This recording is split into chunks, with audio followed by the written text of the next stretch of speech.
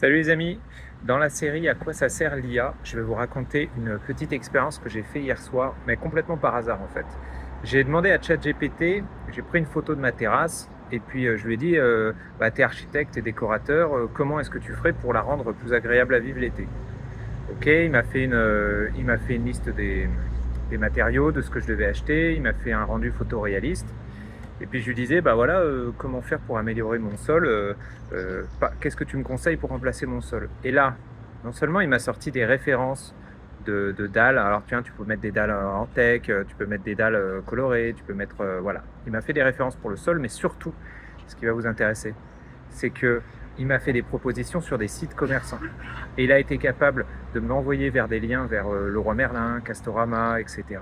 En me disant, bah tiens, regarde, si tu veux couvrir ta terrasse de 15 mètres carrés, eh ben, il faut que tu peux acheter ce lot-là chez Leroy Merlin, ça coûte 49,50 €, ça couvre 72 cm carrés.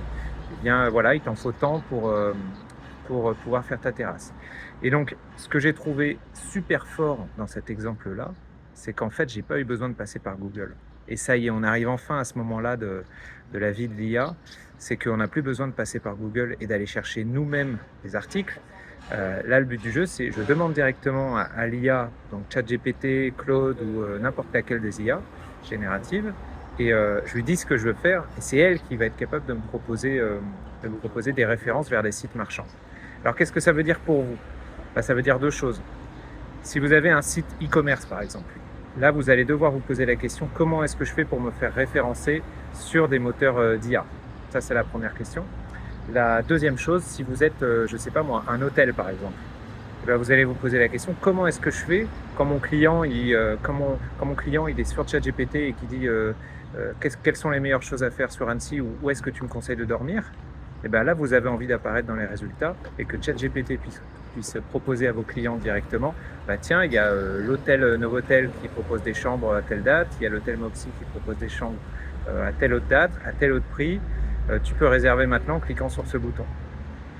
Ça, c'est l'enjeu que vous avez dans les 5 prochaines années. Et je dis 5 prochaines années, ça va aller très très vite, on est en 2025, donc d'ici 2030, il va falloir que vous y soyez. Parce qu'en fait, si vous n'y êtes pas, et ben, tous les autres, eux, ils le seront.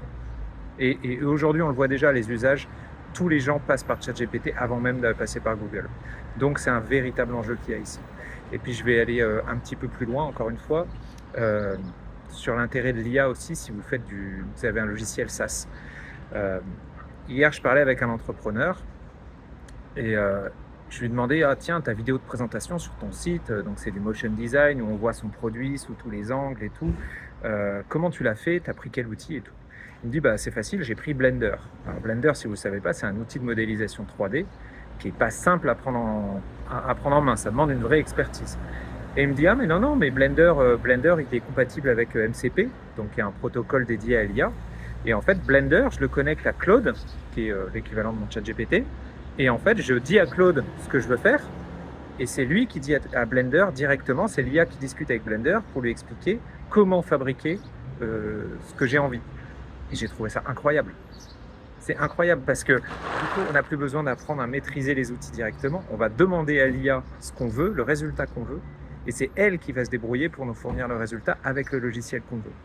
Donc, si vous êtes un éditeur de SaaS aujourd'hui, votre défi dans vos 5 prochaines années, c'est de vous rendre compatible avec l'IA pour que l'IA elle vienne discuter directement avec vous et qu'il n'y ait pas besoin d'un humain qui vienne sur votre site, qui remplisse des champs, des données, des machins.